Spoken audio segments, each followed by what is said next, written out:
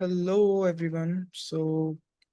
Welcome again to this YouTube channel. And my name is Shatich. I'm starting a new series on this YouTube channel. So, basically, in this series, I will be mostly covering reading parts of this book that I read recently. Mm, the book title is "I Am That: Talks with Sri Nisargadatta Maharaj." So this book is like an Upanishads. So if you don't know, Upanishads are conversations between a guru, a realized being who is, in real sense, he has realized the ultimate being.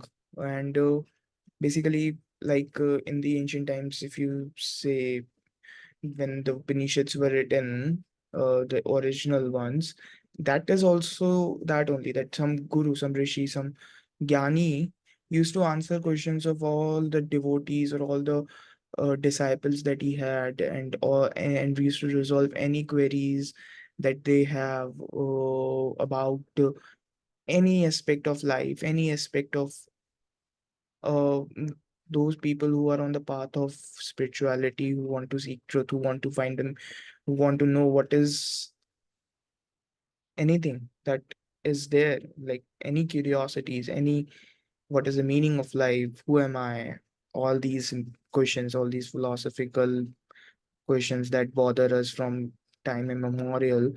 So Upanishads are a talk between questioners who have questions about these things and a Gyani, a realized being who used to answer these questions. So in this book, I am that. Basically, Nisargadatta Maharaj is our guru. He This book is based in like 1960s, 70s, 80s. So it has about 101 chapters. So what I'll be doing in this series is like I'll be in each video I'll try to cover one chapters. So basically I'll just be reading these chapters. So basically I what I realize is this book needs to be read again and again. So I have read it once on my own, and now this will be my second time reading, and I just want to read so that I can. It just doesn't stay with me. I want to share this book because this book is it's very good.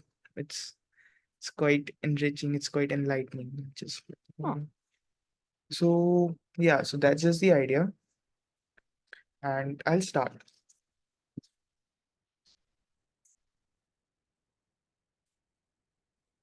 So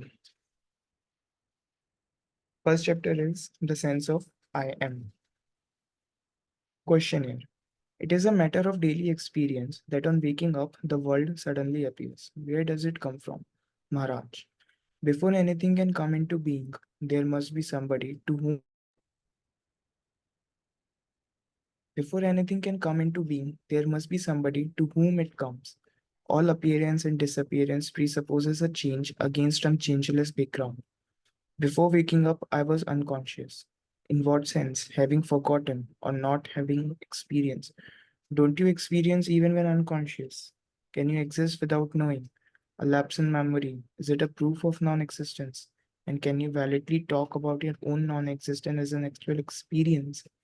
You cannot even say that your mind did not exist. Did you not wake up on being called, and on waking up, was it not the sense I am that came first?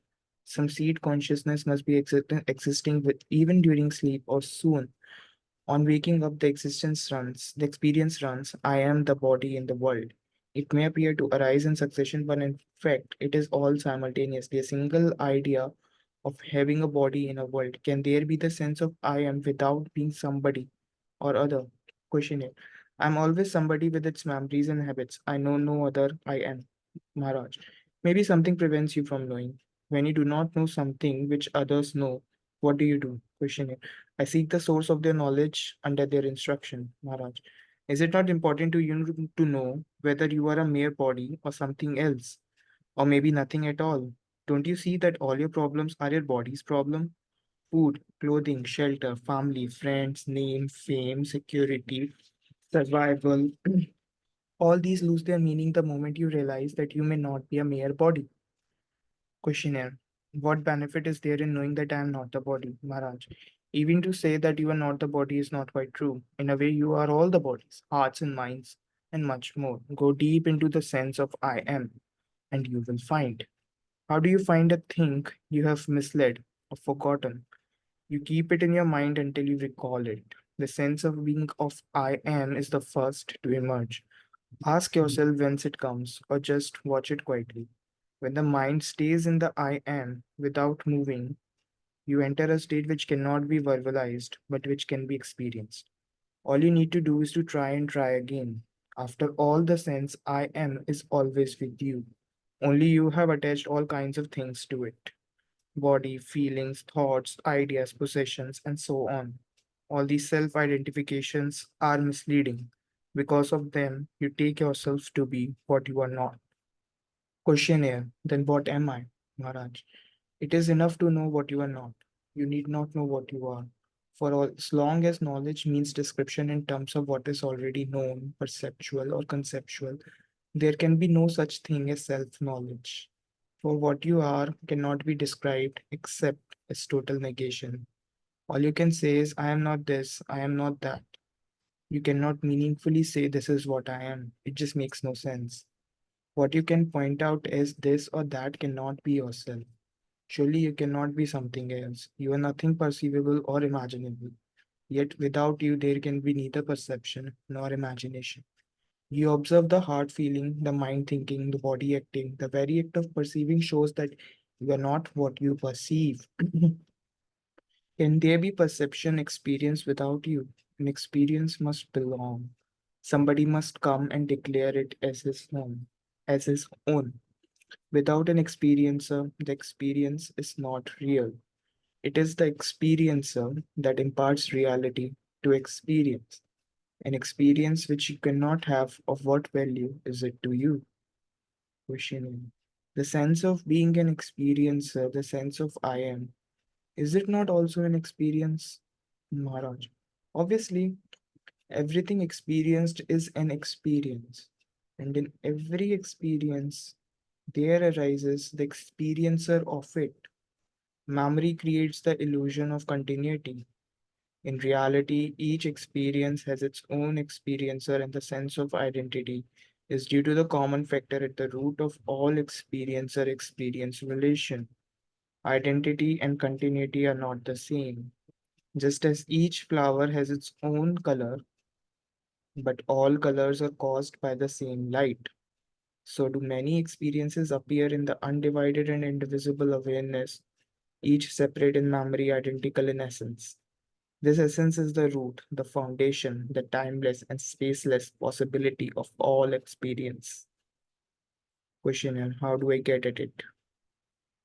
Maharaj, you need not get at it, for you are it. It will get at you if you give it a chance. Let go your attachment to the unreal, and the real will swiftly and smoothly step into its own. Stop imagining yourself being or doing this or that, and the realization that you are the source and heart of all will dawn upon you. With this come great love, which is not choice or predilection, nor attachment, but a power which makes all things love worthy and lovable. So this is it. This was the first chapter. So basically, in this, one thing to note is that first thing, what Maharaj is saying is that when there is when we go to deep sleep, when we are sleeping, then whatever has happened during the day or whatever will happen the next day, in the deep sleep there is a peace, there is quietness, a calmness, because we have like withdrawn away from the world, from all our worldly worries, from all our personal, from our impersonal, whatever, everything, every problem that we have been facing, or every circumstances, or anything that our mind creates, we are free from it during our sleep. But when we wake up, all these things re-emerge. Like, it comes back. And as we know that we have a memory, and memory makes it believe us that things are happening continuously, that this is what you are, this is what has happened yesterday, the day before that, or the year ago. There is this you there, this image of you is painted. It re-emerges when we wake up. And what Maharaj is saying is that this whole phenomena, this reoccurs. It is not like something is there. It's just that a mind is conditioned to work like that. We all are conditioned to work, to think, create an image of ourselves, of others, to have a perception, a fixed perception about the world, that this is the world and this is we, this is how we interact with the world, this is what to be done, this is what is expected, this is, so this is all conditioning, he's saying. And all conditioning is man-made, is it's not organic. It's not organic. That's what he's trying to say.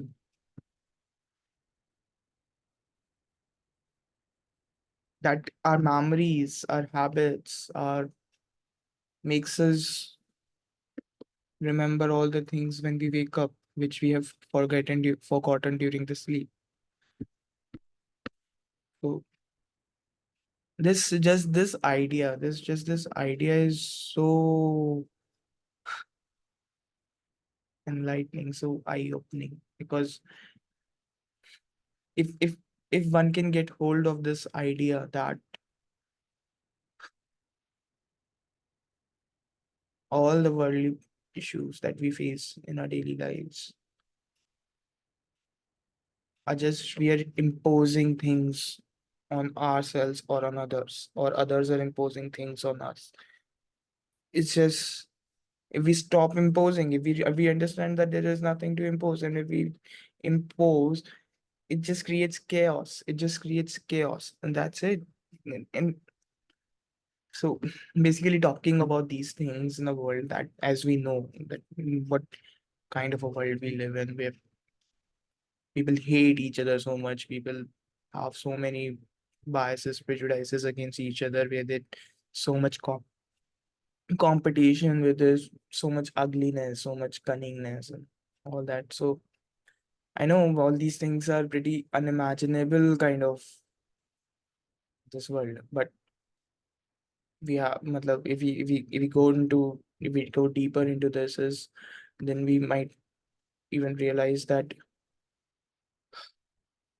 this world has become ugly because we do not understand these things.